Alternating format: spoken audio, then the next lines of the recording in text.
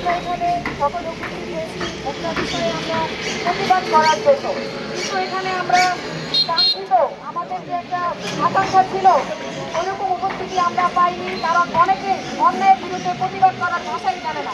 তারা এটা চিন্তা করে অন্য কেউ ধর্ষিতা হচ্ছে তাতে আমার কি, তারা এটা চিন্তা করে না যে কালকে আমার মনে থাকবে এরকম কথা। প্রশাসনের দৃষ্টি আকর্ষণ করছি, এখন কিন্তু স্বৈরাচারীর আমল নাই যে আপনারা চুপ করে থাকবেন, আপনারা দ্রুত এর ব্যবস্থা নেন। এখন আমরা মাঝে মাঝে দুর্নীতির ব্যবস্থা দেখাইবেন, পরে আবার যেরকম অবস্থা সেরকম হবে, আমরা কিন্তু মানবো না। প্রশাসন যখন এই যে এখন যে অবস্থা চলতেছে, প্রশাসনের কি কাজটা করতেছে, প্রশাসন একটা দেখাচ্ছে আমরা এটা করতেছি, ধর্ষণের বিরুদ্ধে তারা কি পদক্ষেপ নিতেছে তারা দেখান। যেখানে একটা চোরের বাচ্চা পর্যন্ত যেখানে সে নিরাপদ না, সেখানে আমরা কিভাবে নিরাপদ?